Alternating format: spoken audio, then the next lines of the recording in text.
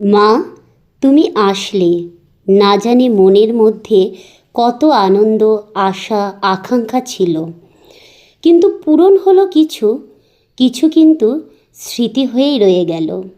তোমার চোখে চোখ রেখে শপথ করা প্রতিটি কথা প্রতিদিন স্মরণ করি, কারণ তুমি তো চলে গেলে, কিন্তু আগামী বছর তুমি যখন আবার আসবে, প্রতিটি শপথ করা কথা পূরণ করে হাসি মুখে তোমার সামনে দাঁড়িয়ে বলতে হবে তো, আমি পেরেছি মা।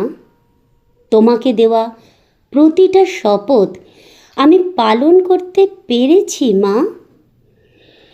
তোমার মুখের সেই হাসি দেখার জন্য আমি দিন রাত এক করে পরিশ্রম করে যাব মা। তুমি তাড়াতাড়ি এসো মা, তুমি তাড়াতাড়ি এসো। হরে কৃষ্ণ, হরে কৃষ্ণ।